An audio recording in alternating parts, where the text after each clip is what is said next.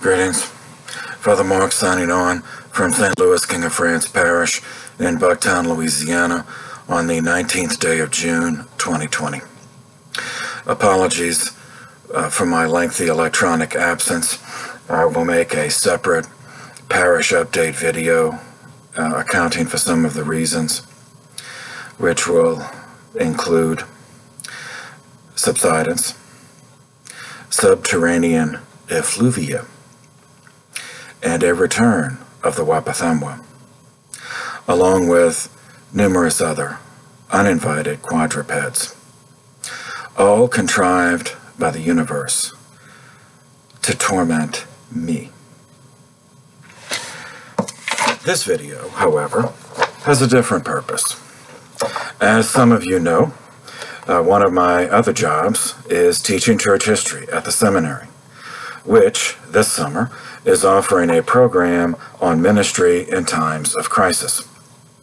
My contribution is to provide some historical background.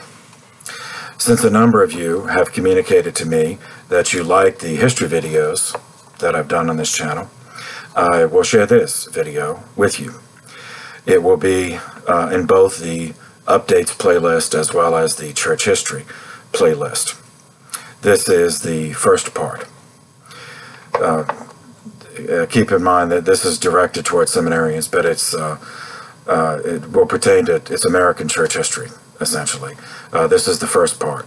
I'll do, depending on how long this one takes, it'll be at least one more part, maybe two more parts. It depends on how it goes.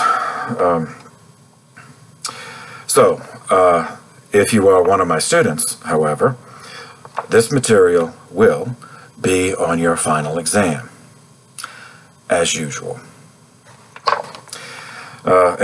Welcome to part one of this historical reflection on the church in times of crisis, and how priests continue to live out their vocation in such times. Given our current COVID context, the examples used will be taken from earlier times of pestilence in our country. The etymology of the word crisis provides an ideal entry into our subject. Derived from a Greek verb, kreinine, meaning to judge. A crisis is a time that requires us to make a decision, to act or not to act, and in which way we will act or evade action. By way of background, in the book of Genesis, chapter 1, verse 24, we find a record that on the 6th day of Kairos, Kairos is God's time, which means outside of time, quote, "Then God said, let the earth bring forth every kind of living creature, tame animals, crawling things, and every kind of wild animal." And so it happened. The book of Genesis, chapter 3, records the original sin, which disrupted the original harmony of creation, enabling the following malfunction to take place. Moving from Kairos to Chronos. Chronos is sequential time in which we are trapped. Science records that 92 million years ago, one of those crawling things appeared on the earth. A hematophagous dipterid. In other words, a blood-sucking insect, colloquially referred to as the mosquito, from the Spanish term mosca for a little fly, a little gnat. The male dipterid is a pacifist and a vegetarian. It subsists on flower nectar. When he is smitten with his first encounter with a female of his species, they fall in love. As a wedding gift, he provides her, and since this is a family-friendly channel, I will say that he provides her all of the reproductive genetic biomatter that she requires for the rest of her life, which is 1 month. After the honeymoon, the female dipterid consumes blood from mammals, which is us, avians, reptiles, or amphibians. The purpose being to extract protein, to nourish up to 200 eggs, which she deposits in pools of stagnant water, thereby perpetuating her species. Being unequipped with knife and fork, the lady diptera is unable to peel away the exocarp of her meals, as we Homo sapiens do with bananas or oranges. So she must puncture the epidermis of her food source in order to suction out the blood. While connected, any bacteria or virus lurking in her salivary glands can seep into the blood system of her meal. That's us again. Some of those bacteria are lethal pathogens, and even today terminate the life cycle of 700,000 Homo sapiens every year. One of those homicidal pathogens is yellow fever, transmitted through the bite of one of the 3,200 species of dipterid. The particular mosquito, Aedes aegypti. The toxin enters the bloodstream, nestles in the lymph nodes. We have about 400 or 500 lymph nodes in our body. Their function is to clean the blood, and they're clustered around the bends, like under the arm, the neck, growing. So they nestle. The bacteria nestles in there, and they replicate, then spread through the bloodstream to the liver and other organs. And that's bad for us. The culinary habits of these vampiric arthropods have intersected numerous times with church history, a selection of which provides us case studies in crisis priesthood. We will begin in this part 1 with our nation's first capital city, which was not Washington, D.C. It was Philadelphia, then temporarily New York, and then when they finally finished laying out Washington, D.C., it moved there. But the first capital city was in Philadelphia. And those of you who are my students, at least the 4th year, we'll go into more detail on that in the American Church History course. Anyway, so we'll begin with our nation's first capital city, Philadelphia, in the year 1793.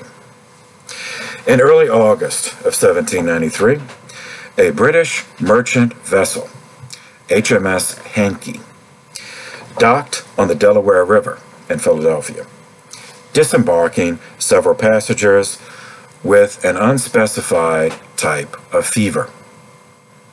In itself, this was not unusual, given the rigors of 18th century travel.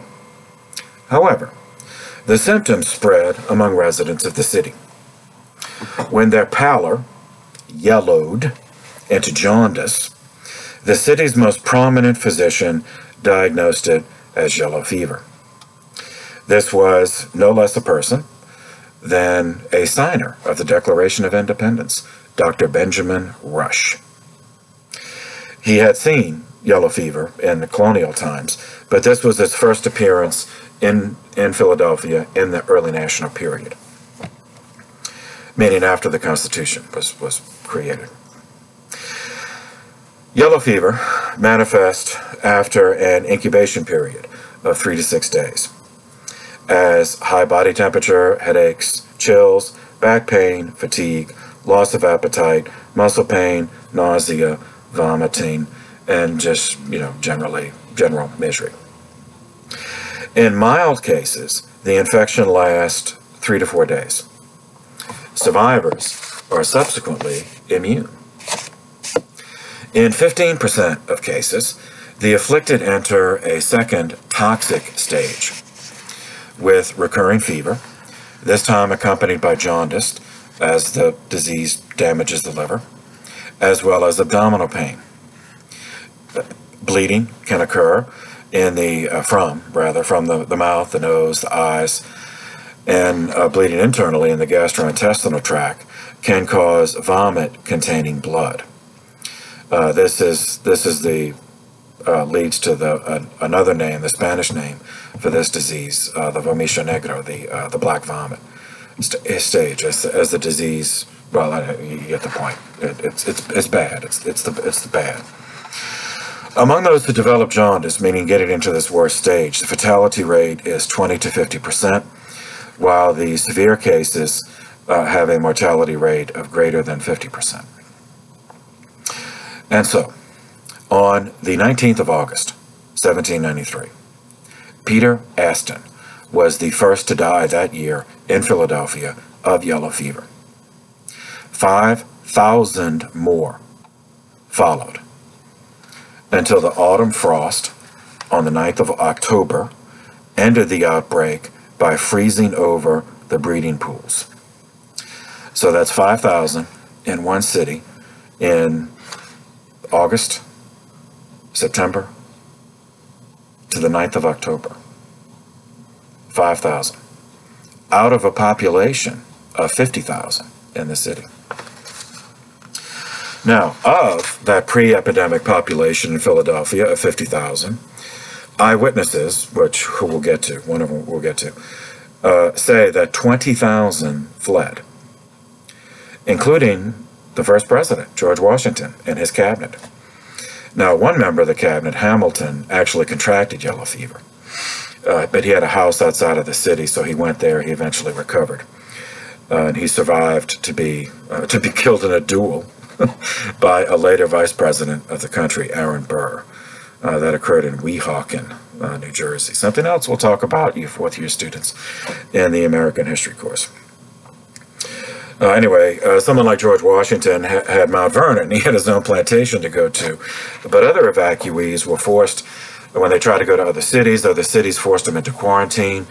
Some cities like Boston and New York would not allow them to approach within a mile of the city. And some just refused altogether. And so these people just had to wander in the countryside, just left to die. Now, tightening our focus onto the church history, in tracing the effect of the yellow fever on the history of the nation's first capital and how that intersects with church history, we have a priceless gift, an eyewitness account written by Matthew Carey. That's C-A-R-E-Y. He was an Irish Catholic immigrant. Early in his account, he summarized the pestilence in the following words, quote, "An awful instance of warning against the vicissitudes of affairs in this transitory stage. At this time, the destroying scourge crept in among us and nipped in the bud the fairest blossoms that imagination could form." He's talking about children who died of the disease. "Many of our first commercial houses are totally dissolved by the death of the parties, and their affairs are necessarily left in a deranged state that the losses and difficulties are beyond estimation." For the nightmare side of the pestilence, he recorded the following thoughts, quote, "While affairs were in this deplorable state, and people at the lowest ebb of despair, we cannot be astonished at the frightful scenes that were acted, which seemed to indicate a total dissolution of the bonds of society. Who, without horror, can reflect on a husband deserting his wife, united to him perhaps for 20 years, in the last agony? a wife unfeelingly abandoning her husband on his deathbed, parents forsaking their only children, children ungratefully flying from their parents and resigning them to chance, often without an inquiry after their health or their safety. Who, I say, can even now think of these things without horror? Yet such were daily exhibited in every quarter of our city. Further, Matthew Carey noted the implosion of official governance, remembering that Philadelphia was the capital of the United States at the time, as well as having its own municipal government. He noted it was nearly universal abandonment, with the exception of the mayor, whom he duly said remained at his post. That was Matthew Clarkson, as well as his predecessor as mayor, Barclay, stayed. And because at the time Barclay was no longer mayor, but he was the director of the Bank of Pennsylvania. So Matthew Carey commented they both stayed at their post, but most of the other official governance many got sick, of course, and others fled. Yeah. So back to his words. Most, if not all, of the other officers of the federal government were absent. The governor, who had been sick, was gone by directions of his physician. And nearly the whole of the officers of the state had likewise retired. The magistrates of the city, except the mayor and John Barclay, were away. In fact, government of every kind was almost wholly vacated. In a comment that'll be familiar to us in our COVID reality, Carey noted that many people who were outside were wearing face masks. He called them face cloths, but he said they doused them with vinegar and put them on. Further, quote, acquaintances and friends avoided each other in the streets and only signified their regard by a cold nod. The old custom of shaking hands fell into such general disuse that many shrunk back with affright at even the offer of a hand. Does that sound familiar? This is 1793. Of those who remained, the local Quakers had a long history of William Penn, founded Pennsylvania, was founded, that was a Quaker colony. Not everybody in the state was a Quaker, but they were the ones who established it as a colony, and then it became a state. The local Quakers were slave abolitionists, meaning those who wanted to abolish slavery from way back in the colonial period. And the state of Pennsylvania actually outlawed slavery in 1780. 7 years later, in 1787, which is 6 years before this epidemic, the Free Africa Society was created by two former slaves who they had been enslaved in Delaware. They obtained their freedom, and they became ministers in two different Protestant denominations. One was a Methodist minister, the Reverend Richard Allen, and that's A-L-L-E-N, rather than A-L-A-N. It's Richard Allen. And an Episcopal minister, the Reverend Absalom Jones. This Free Africa Society was an interdenominational mutual aid society for escaped slaves, which became a part of the Underground Railroad, as you know from American history. And it provided a model for the later development of African-American Christian churches in general, which is still part of national life. Specifically, later these same two guys established the African Methodist Episcopal Church, which was the first independent Protestant denomination founded by African Americans. It still exists. It has 7,000 congregations around the world. And you'll see why I'm mentioning these guys shortly. Dr. Benjamin Rush was one of those who stayed in the city. He did not abandon his post Again, even though he could have, he had the money, he could have gone anywhere.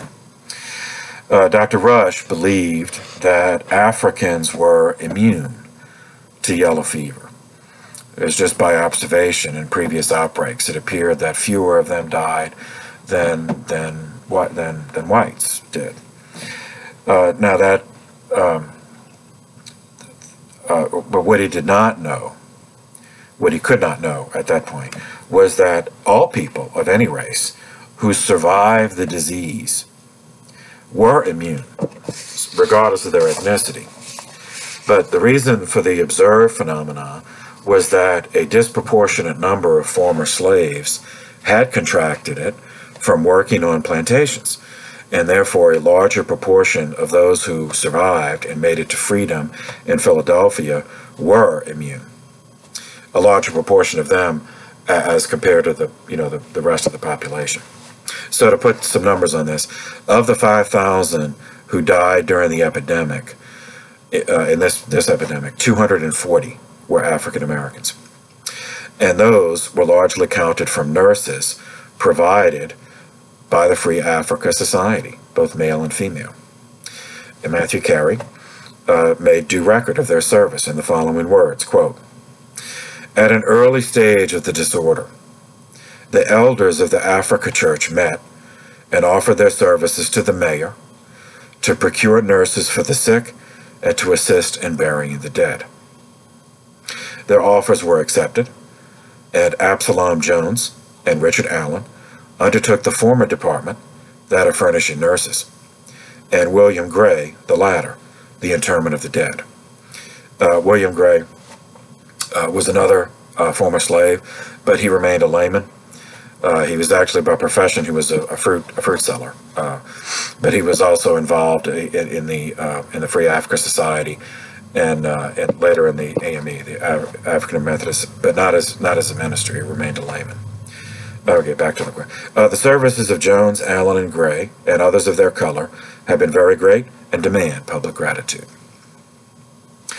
As it happened, the Reverends Allen and Jones subsequently left their own record of what happened, and reads in part, quote, "At this time, the dread that prevailed over people's minds was so general that it was a rare instance to see one neighbor visit another.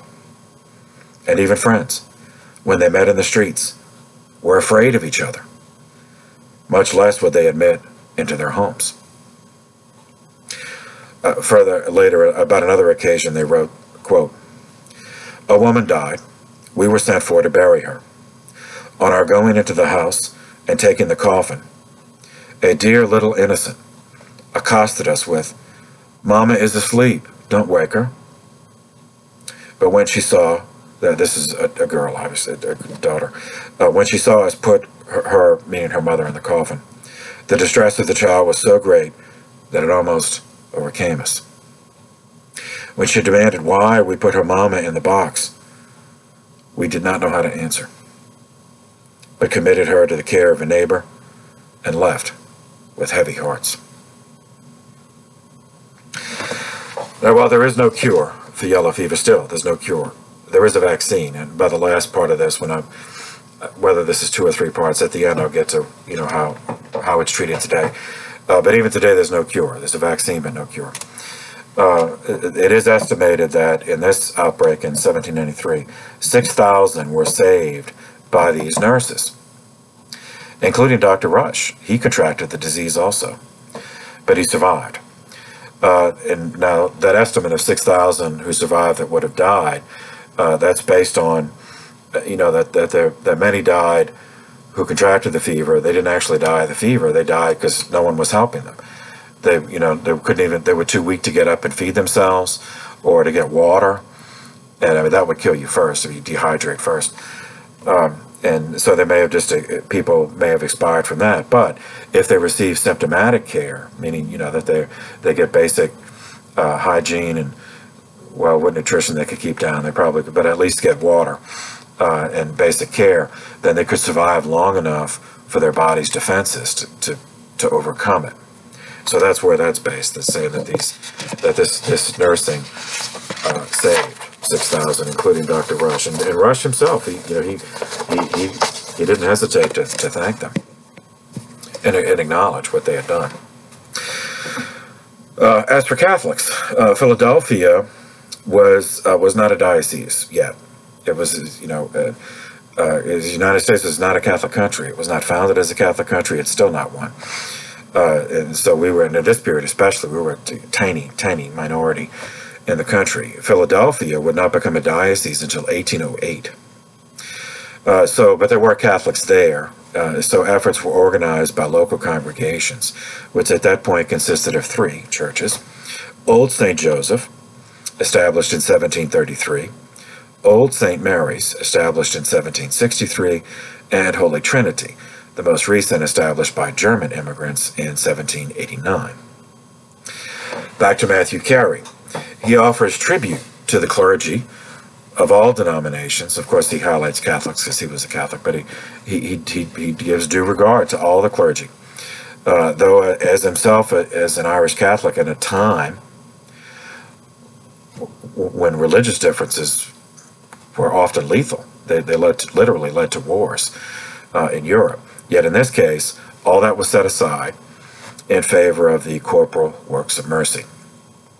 So back to Carey, his words, quote, "To the clergy, it is likewise proved fatal.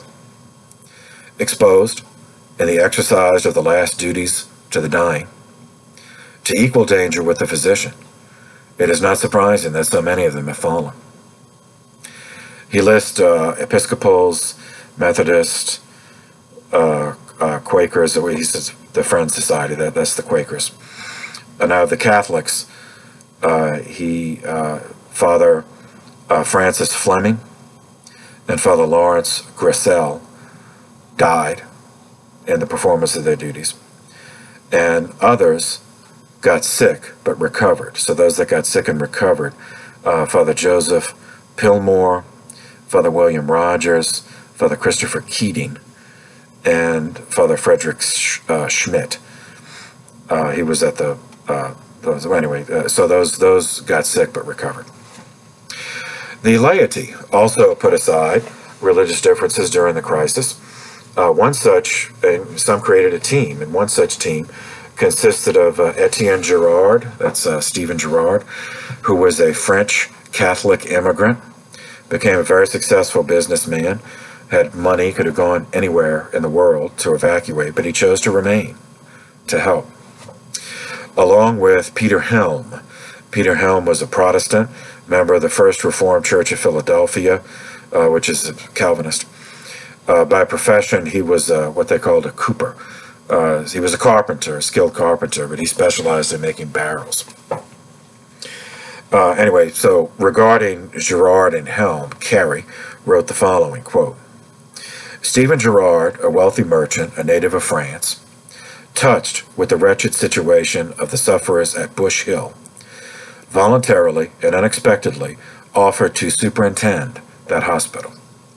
Okay, Bush Hill was a home. It was an estate, a huge estate, 150-acre estate. It was owned by William Hamilton. It was outside of the city. Now, Hamilton was not there. He was in England. He didn't flee because of this. He just was already there on business. It was big, and so they used it essentially as a charity hospital. I mean, it wasn't really a hospital, but they were using it as that place to take people who were sick. Because at the time, hospitals, the few that existed, would not take patients who had infectious diseases. And that may sound as ironic, but they didn't. But anyway, Bush Hill was an improvised charity hospital. That's okay. So back to the quote. The surprise and satisfaction excited by this extraordinary effort of humanity can be better conceived than expressed. Peter Helm, a native of Pennsylvania, actuated by the like benevolent motives, offered his services in the same department. Their offers were accepted, and the fame afterwards that they entered on the execution of their dangerous and praiseworthy office. To form a just estimate of the value of the offer of these men, it is necessary to take into full consideration the general conditions, which at that period pervaded every quarter of the city, and which made attendance on the sick regarded as little less than certain death. Uninfluenced by any reflections of this kind, without any possible inducement but the purest motives of humanity, they came forward and offered themselves as the forlorn hope. While I'm on this subject, let me add that from the time of undertaking this office to the present, they have attended uninterruptedly for 6, 7, or 8 hours a day, renouncing almost every care of their own private affairs. They have had a laborious tour of duty to perform, to encourage and comfort the sick, to hand them necessaries and medicines, to wipe the sweat of their brows, to perform many disgusting offices of kindness for them, which nothing could render tolerable but the exalted motives that impel them to this heroic conduct. By the time it was done, 5,000 were dead in Philadelphia. Now, again, the pre-outbreak population was 50,000, but since 20,000 fled, that's really 5,000 out of 30,000 who remained. Afterwards, Pennsylvania established a board of, Philadelphia established a board of health in 1795. The fever returned 7 times in the next 12 years, because again, there was no cure. And even though they didn't know the connections yet between the mosquito, stagnant water as a place where they bred their eggs, and the yellow fever, and malaria for that matter, but it was 2 different species of insects, of mosquitoes. They did realize that, there was stagnant water gave off a smell. And so they were thinking that maybe it was the smell, it was the odor of the stagnant water that caused the disease. So they did set about, even though, for reasons that turned out to be not the actual reasons, but did still have an efficacious result, set about providing, creating an urban infrastructure project as follows. Philadelphia's water supply and waste disposal, to put it, politely. Waste from outdoor latrines, byproducts of manufacturing, trash from markets, seeped into private and public wells, used for drinking, which resulted in contamination. In 1799, no less a figure than Benjamin Latrobe, he was the father of American architecture, later would design the capital, the nation's capital. He was hired to design and construct Philadelphia's first waterworks. And that was as far as I can try to trace the chronology, it was the first urban water system in the United States. Latrobe's waterwork design removed water from the Schuylkill River, so that Philadelphia is on the Delaware. So there's Delaware Bay and the Delaware River, and the Schuylkill is so at that intersection of the Delaware and the Schuylkill is Philadelphia. So remove water from the Schuylkill River by a steam engine pump, which then pumped the water to a central pump house, and then from the central pump house, used another steam engine pump to lift the water into wooden reservoirs that were high. Now, as it turned out, just the height helps because mosquitoes only go so high. But anyway, so they were high. But now they put it high so that they could then feed the water using gravity. Then they could return the water to use it for drinking, to the people in the city, the businesses. Could then pump, and they could use it to wash the streets, clean off the docks, bathing, washing dishes, all this stuff. Once you have water in your house, there's a lot more you can do in terms of hygiene. Latrobe later went on to design the Capitol in Washington, D.C. Although, ironically, Diptera got her revenge because Latrobe died of yellow fever, constructing a similar waterworks right here in New Orleans in 1820. And that'll end the first part of this series. The second part of the series will take us to New Orleans, which we'll go into great detail, but and there were many outbreaks, but the one we'll focus on is the worst in American history, 1853. So for that, stay tuned. Before we close this, if you are able to assist us, St. Louis King of France, financially at this time, you can do so online by clicking the Support St. Louis link below this video. Or if you prefer, use the mail-in your donations using the Postal Service. The mail-in address is also below this video. Thank you to all of those who have been supporting us during the COVID enclosure. And for those of you whose circumstances do not permit financial assistance at this time, please do continue to support us spiritually with your prayers. And we'll close with a prayer. Almighty God, we ask that you grant us the wisdom to discern what is right, the will to choose it, and the strength to make it endure. We ask this through Christ our Lord. St. Louis King of France, pray for us. Our Lady of Prompt Succor, hasten to help us. In conclusion, stay cautious, stay calm, stay safe. Thank you for your attention. This session is adjourned.